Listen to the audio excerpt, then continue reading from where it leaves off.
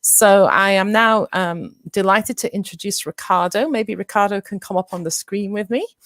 Hi, Riccardo.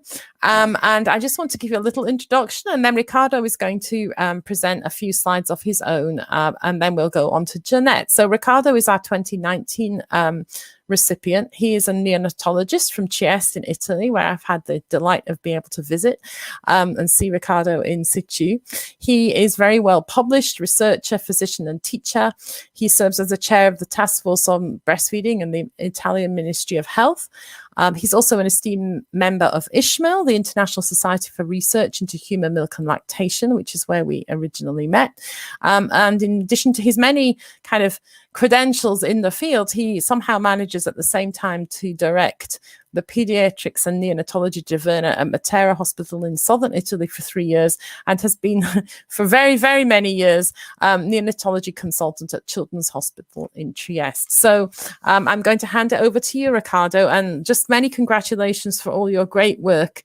And we're really delighted that we're able to honor you today, and you're able to present a little bit of that for us. Thank you. Thank you very much, Anne, for this kind introduction. I must say thank you for this very welcome award, and I take the opportunity to share with you some thoughts of my experience during my 40 years long career. So please, first slide.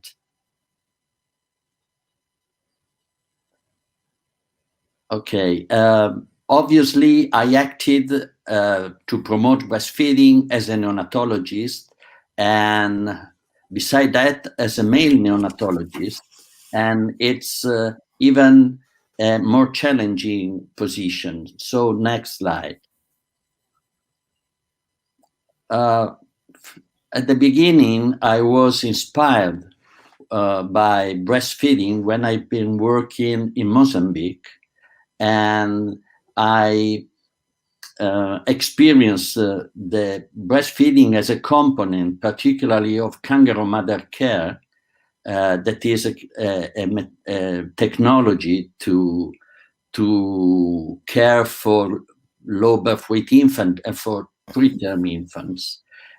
We realized, because I've been working together with other Italian colleagues, we realized that it was an appropriate technology, not only for the south of the world, but only to the north. And we do our best to disseminate, not only in low and medium income countries, such a technology, but also in industrialized countries. We contributed to prepare recommendation for the application in high-tech environment, and we publish such recommendations on Acta Pediatrica. We contribute to the preparation of guidelines by WHO, but also we prepared some protocols to be used on daily basis, particularly an intermittent kangaroo mother care, because those days kangaroo mother care in industrialized countries was not complete an alternative care to incubator care. It was adjunctive intermittent care. Next slide, please. During my career, I devoted efforts and time and particularly to integrate the science of breastfeeding and of the promotion of breastfeeding into the neonatal protocols in order to have an evidence-based documents, and for example, for accompanying the passage of preterm babies from tube to the breast. But also it was important for me to counteract the negative attitude of many colleagues against breastfeeding, raising false contraindications. So I've done, let's say, a personal and institutional and at the end national project to try to clarify the true and the false contraindication. I mean, for example, for radiological contrast media, and also for different categories of drugs, but also the compatibility between breastfeeding and pregnancy. In many schools, they just advise mothers who are lactating and became pregnant to stop breastfeeding. And more recently, we prepared the indication for breastfeeding among coronavirus positive mothers. But obviously, working in a teaching and research institute, I dedicated quite a long time to try to enhance knowledge among students and residents and colleagues. Also, developing some original course on breastfeeding, particularly one on the use of human milk in NICUs, and another one regarding the skin-to-skin contact during the first hours of life. Next slide, please. So I want to, from my career, I have learned a lesson that I want to share with you.